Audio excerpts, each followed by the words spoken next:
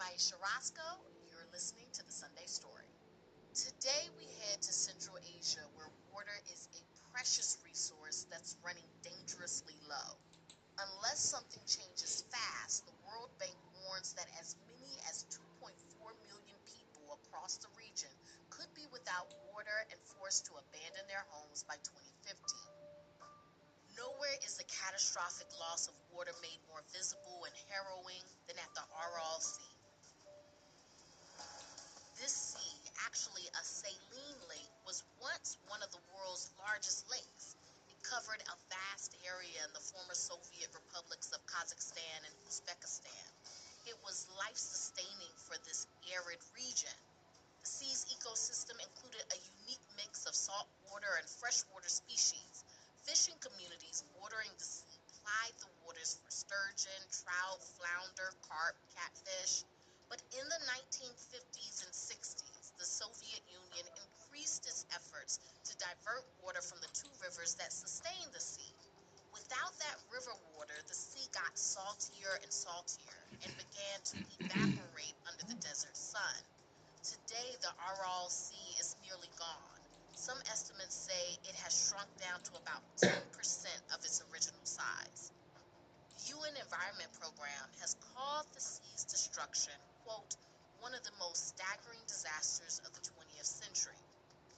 In today's episode, we hear from NPR Above the Fray fellow Valerie Kipnis. She traveled to this region of Central Asia hoping to understand not just how the sea was lost, but what is being done now to save the little water that remains. Here's Valerie with her story. When trying to make sense of what's happened to the Aral Sea, it's easy to get lost in the details. So let me start with this fact. There's no longer one Aral Sea. As the water disappeared and the sea dried up, it actually split into two. So now there are two seas. The northern Aral Sea sits in Kazakhstan, and the southern Aral Sea in Uzbekistan. In the spring, I went on a long drive through Uzbekistan to see what remains of the southern portion. To get there, I first had to cross miles and miles of desert, the Arakum Desert. It's the youngest desert in the world, and it formed as the Aral Sea dried up. After 4 hours of driving, I reached Moynak. It was once a bustling port city, home to 40,000 people, and a cannery that produced millions of cans of fish a year. But no longer. Not here, not anymore. Instead, Moynak is now known as a tourist site for those inclined towards disaster. People come to see 6 massive rusted ships moored in a vast, all-encompassing desert. I made it. I made it to the bottom of the Aral Sea, a graveyard of ships. Nearby are the abandoned fish processing plants and canning factories, shuttered and rusted like the ships. When the winds blow, as they often do, they stir up toxic dust that sweeps through the city, making it hard to breathe without coughing. I get why people come here. The dry lake bed, the whirling gusts of wind, abandoned boats in a desert. It looks rather Mad Maxian, dystopian. I understand the desire to be confronted by the things that scare you most. A world without water. In 2017, the UN Secretary General, Antonio Guterres, visited Moynak and saw a sort of allegory of man-made natural disaster. After his trip, he issued a statement saying that the Aral Sea's disappearance, quote, demonstrates that men can destroy the planet.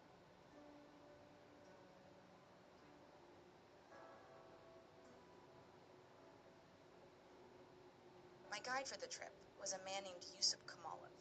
He's an engineer, an environmental activist. Since the 90s, he's been trying to figure out how to solve Uzbekistan's water problem. It was a bay here. When he looks at Moynak, he gets a bit nostalgic. Yeah, I was swimming in exactly in 50 years ago, in 1973, right here. Yusuf grew up in this region, and the majority of his adult life has been spent living in the wake of the sea's shrinking. But now, we had to travel even further through the desert, until until we finally reached what's left of the southern portion of the sea. And when we arrived, I was a bit stunned. I don't know, it feels kind of surreal to be here. To think that it was all one big body of water and now it's just this little part. The water is beautiful, blue, and dangerously salty. So much so that it stings, even with the tiniest cut in your hand. The shoreline is cluttered with tiny shrimp larvae, called Artemia, Red one is Artemia. known to survive in the saltiest waters. Instead of sand, there's all these hard clumps of clay that kind of look just like rocks, but then you step on them and you feel your body just sink in a few centimeters. And there's all these Artemia, and you can tell because it looks like red pebbles everywhere. In his lifetime, Yusuf has watched water turn to clay and sand. Freedom to Arab!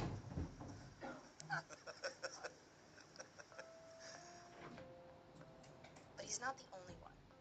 Everyone here is a kind of historian of water. To understand what's happened to the Aral Sea, I need to turn from the sea to the two major rivers that feed it, the Amudarya and the Syr-Darya. These rivers are born from glaciers and mountains near China. Then they traverse Central Asia through 6 different countries for thousands of miles. They've yielded and sustained human life for over 40,000 years. Medieval Islamic texts referred to them as 2 of the 4 rivers of paradise. There are songs and stories written about them. The Syr-Darya feeds the northern Aral Sea, where there's more water, in part because Kazakhstan built a huge dam there. The Amudarya feeds the southern sea, in Uzbekistan, where I was. It's like the Nile of Central Asia. But the Amudarya is tapped all along its course. In the past few years, the Taliban even started building a massive canal to take a bunch of water from the Amudarya for Afghanistan. Civilizations have been doing this, taking water from the river to irrigate their crops for thousands of years. But it wasn't until the 19th century, when Imperial Russia took over Central Asia, that the approach to altering the river's course really changed. Можно сказать, считается или можно считать. Back then, there was a common understanding that Aral Sea should die, Высказывание, которое Арал должен умереть. and that instead this river should be used for economic development of Central Asia. This is Rahat Kurmanbayev, a biology professor in Kazakhstan who studies the Aral Sea and its long history. He says the Imperial Russian leadership thought it was wasteful to let valuable fresh water go to a salty lake. And so, they diverted, dammed, and drained the river to grow cotton in the desert. White gold, as it's sometimes called. Then, the Soviets took over, and they ramped up the cotton industry by building a network of unlined, uncovered irrigation canals. Their mission was to bleed the Amudarya into Uzbekistan's vast deserts in an attempt to turn the Central Asian steppe into a cotton oasis. By the 1980s, it was reported that water from the river had almost entirely stopped reaching the sea. In 91, the Soviet Union collapsed. Uzbekistan became its own country, and yet the cotton harvest continued.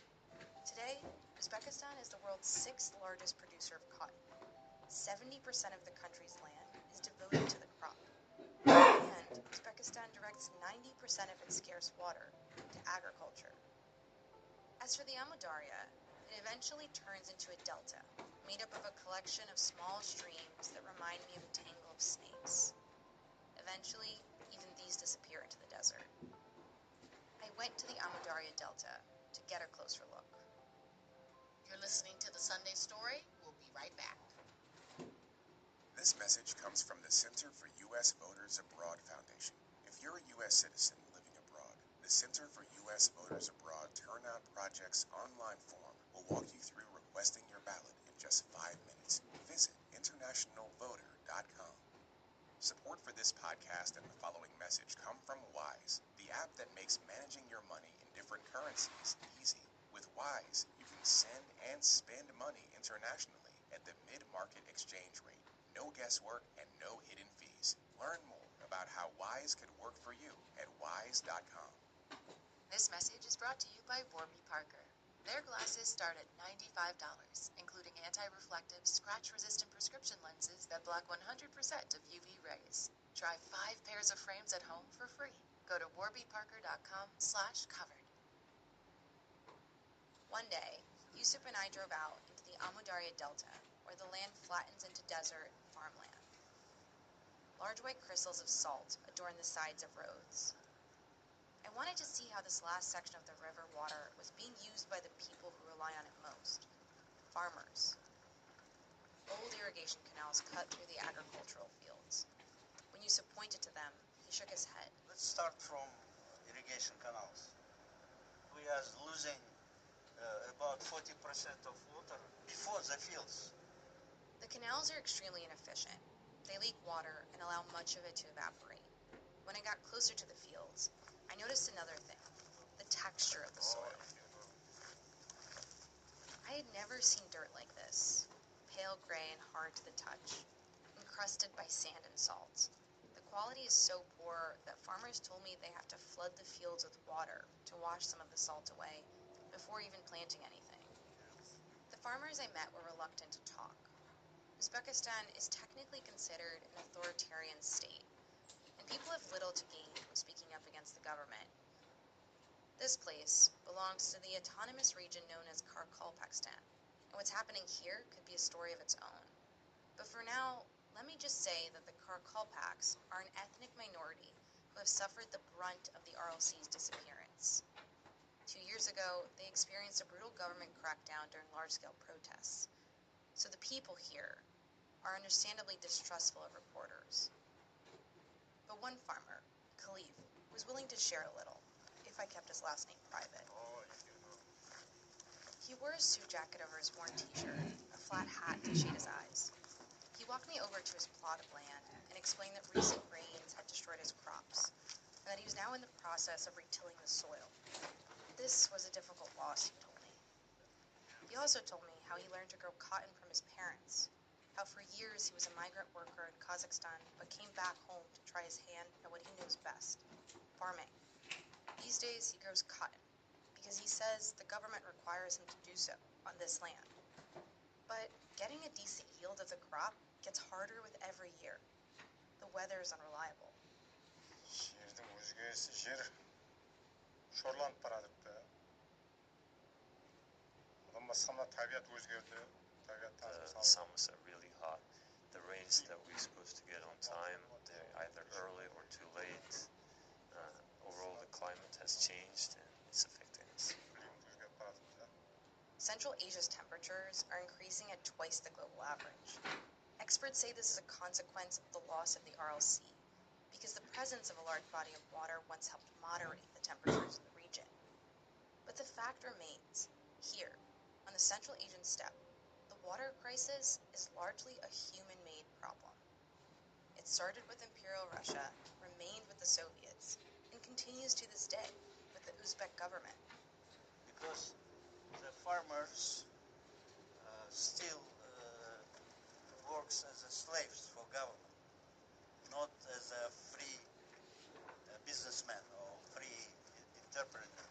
During our drive along the cotton fields, Yusuf explained to me that Uzbekistan still sort of functions like it did in the Soviet days, like a planned economy. Farmers don't own their land, they lease it from the government.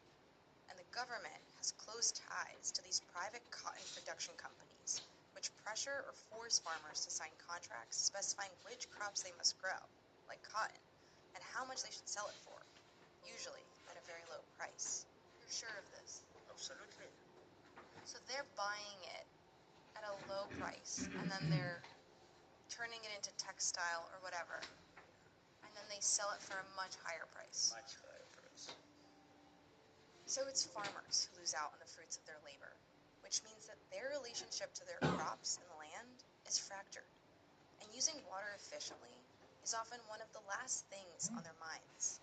It is useless to tell them that save water because they don't have any incentives or stimulus to save water.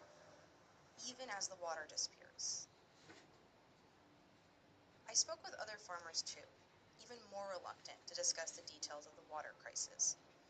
And most of them would take me to their irrigation canals, which were bone dry, and explain how little water they got this year, how they wished for more, and they were leaving it up to chance. Şu bir su yok dedi mi?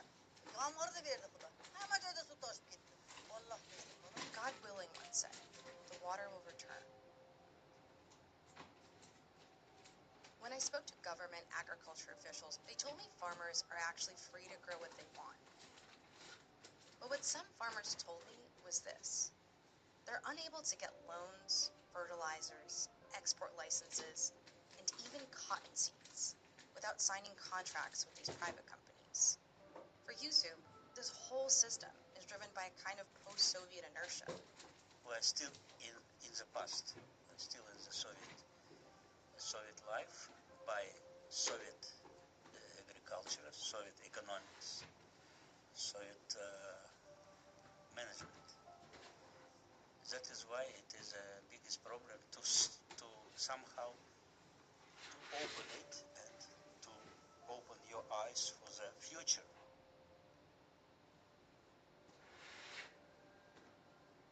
You're listening to the Sunday Story. Stay with us.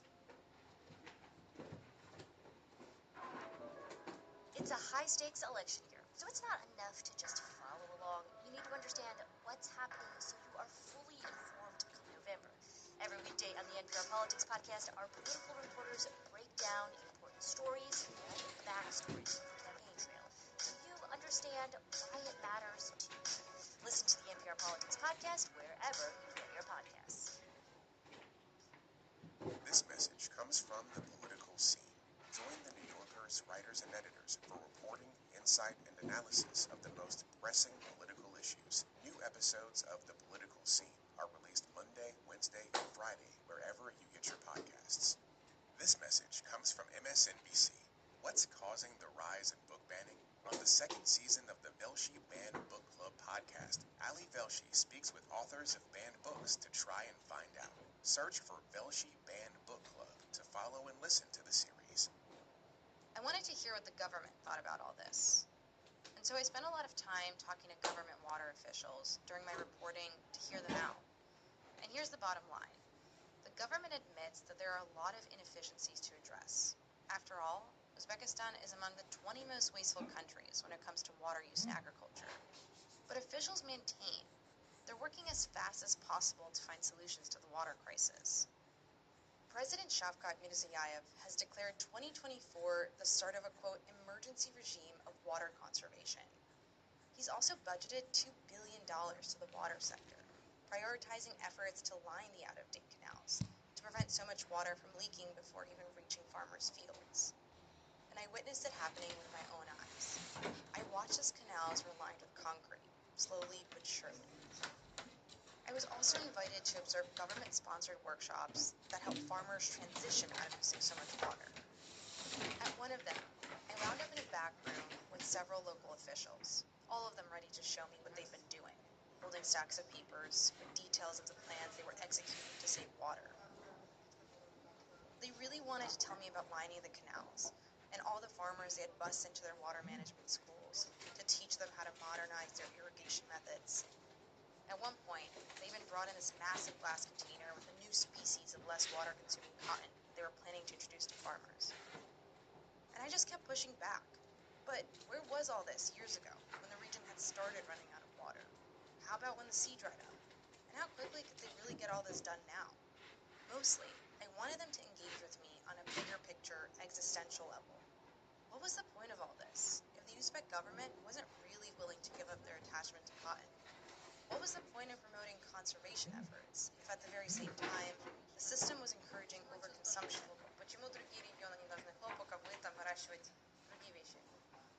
And I mean, we really got into it. I think they sort of felt like I was ignoring all their efforts, and I felt like they were talking out of both sides of their mouth. Ultimately, I couldn't shake the feeling that the onus of change was falling onto the people with the least amount of power, the least amount of money, and the most to lose. The farmers. At the end of our meeting, there was this moment where the official in charge of lining the canals turned to me and said, "Your shirt, what's it made of?" Cotton, cotton, cotton. They pointed at my shirt. They pointed at the tablecloth. It's everywhere. It's in everything. What would you have us do? But there is a lot being done by scientists and engineers and economists, all working tirelessly on solutions of all kinds, thinking about how to change infrastructure or create new drought-resistant crops. They're all trying to move the dial for the sake of the future. I had to sell licorice, right? That's all licorice. I visited an outdoor garden laboratory growing hardy plants in soil collected from the former lake bed. It's run by a man named Vahijan Habibulayev. He switched careers to do this work. I saw how people are fighting against the desert. It brought tears to my soul. I said, I will not be a diplomat. Let me take this direction. And since then, I've been doing it. Now he spends his time teaching farmers how to reduce their water use. He helps find species of crops that require less water and money to grow, which farmers can then sell on their own as a way to supplement their income. His lab feels like a Garden of Eden in the middle of the endless desert. There are various crossbreeds of apples and licorice and mung beans. Что там? Что там? Habibulayevich's latest obsession is with getting farmers to use runoff water from the Amudarya to farm carp in underground ponds, and then use that same water, filtered by the fish, to grow strawberries in greenhouses. He's not particularly nostalgic or interested in bringing water back to save the RLC. He's interested in saving the environment that's here, today, and in preparing farmers for a future that's fast approaching. And at the end of the day, he's an optimist, uninterested in being bogged down in all the faults of the system that I point out. Many people are changing. If you look at what people were doing 15 years ago and compare it to now, things have changed for the better. But so many questions remain. Will it be enough? Will it come fast enough? And who will bear the costs and burdens of change? These are the same questions people and places face across the globe as temperatures rise and demand for water grows. Who will make the sacrifices, and when?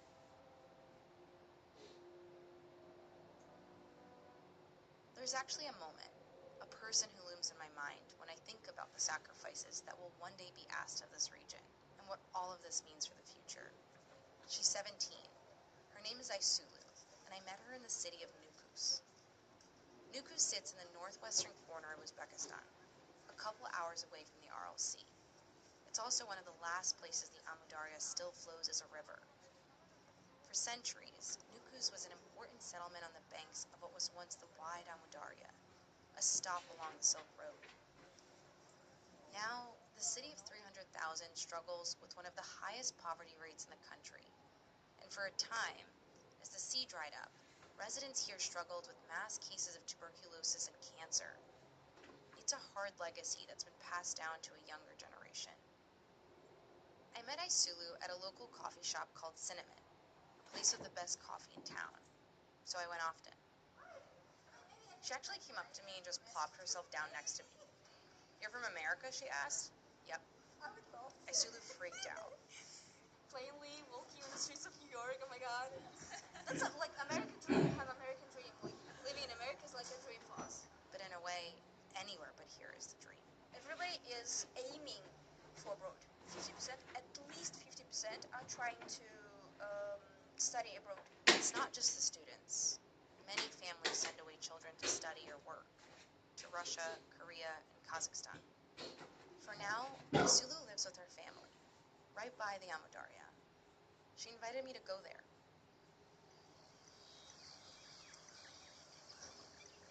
Aysulu's father, just like Yusuf, has vivid memories of the water that was here just a few decades ago. Я детство здесь, мое детство здесь прошло. А вы тут выросли? Да, Ну и как? Это Амударья вот это? это Амударья.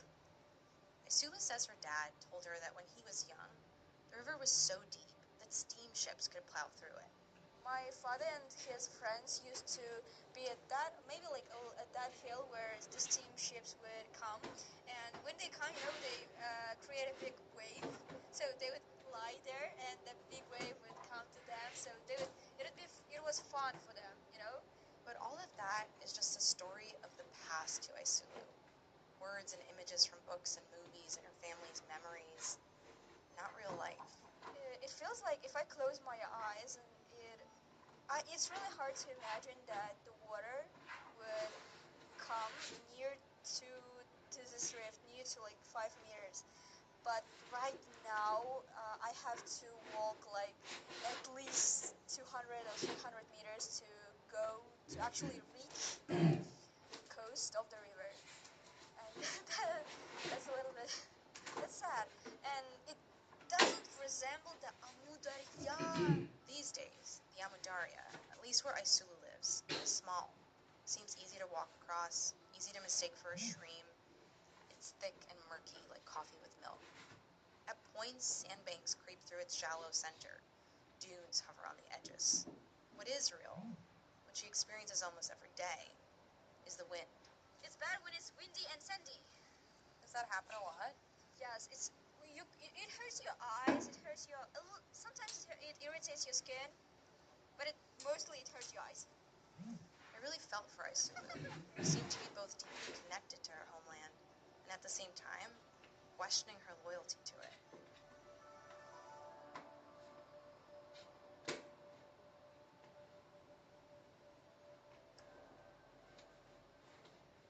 At the beginning of the story, I mentioned that as the Aral Sea dried up, it split into two separate bodies of water, the South Aral Sea and the Northern Aral Sea in Kazakhstan. In the north, as a last-ditch effort in 2005, the Kazakh government, with support from the World Bank, tried to change its fate and built an 8-mile dam to contain the water that still remained on their portion of the sea. And it worked. Because the Syr-Darya River, unlike the Amu Darya, still reaches the northern sea, the water began to rise. The fish came back. And soon enough, local fishermen began pulling fish out of the salty water. I visited a Kazakh fishing village that borders this renewed sea. The village of Tastubek was nearly desolate for 30 years. Omer Ibrahimov grew up here without knowing the Aral Sea. As a kid, he played in rusted fishing boats stuck in the sand.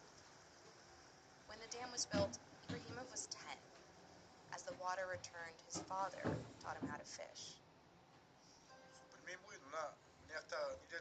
So in 1-2 years after building the dam, the water salinity dropped down. The water became fresh, and nowadays we have about 10 types of freshwater fish species back in the sea.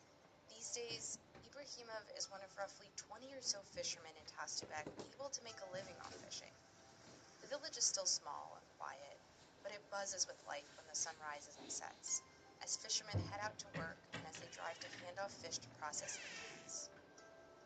I went out onto the sea with Ibrahimov's cousin, Nurjan Seedbinbetov. I watched as Nurjan grab large sturgeon, carp, and perch out of plastic nets he had set the night before, and catch was plenty.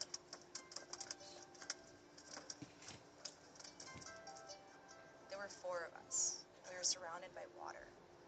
The wide open sea felt magnificent.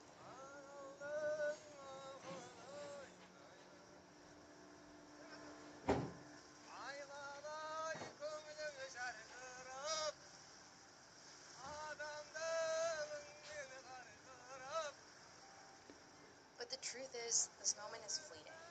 Like its southern counterpart, the northern Aral Sea's water is at risk. The water came back with the dam, but now the dam needs to be fixed or rebuilt to hold the sea in. Plans have been stalled for years. Whether that's the fault of bureaucracy, negligence, or corruption is hard to tell. Meanwhile, people keep taking water from the Syr-Darya River. And the little that's left will one day not be enough to maintain this part of the sea.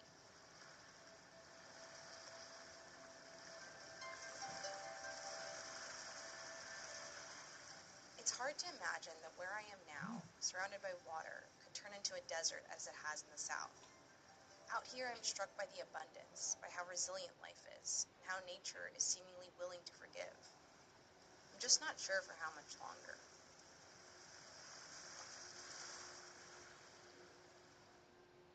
The Aral Sea and what's happened in the wake of its shrinking is really a paradox of progress, a story of human action and inaction.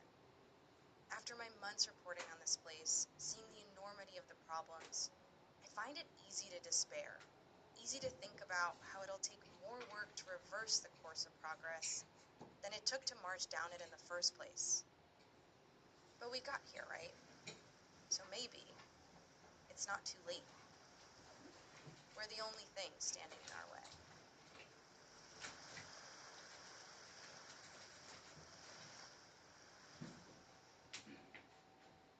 That's Valerie Kipnis, NPR's Above the Fray Fellow.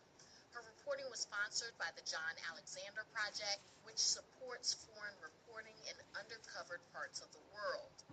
The Above the Fray Fellowship gives promising early career journalists the opportunity to cover important but underreported stories from a location abroad. This episode was produced by Justine Yan and edited by Jenny Schmidt. Gilly Moon mastered the episode.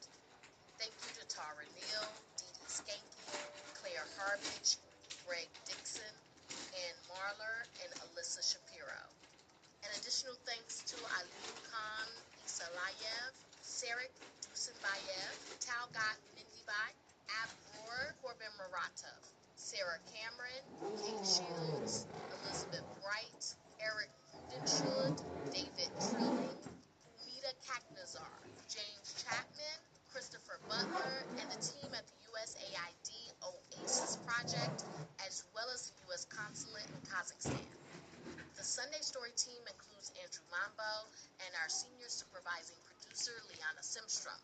Irene Noguchi is our executive producer. I'm Aisha Roscoe. Up First is back tomorrow with all the news you need to start your week. Until then, have a great rest of your weekend.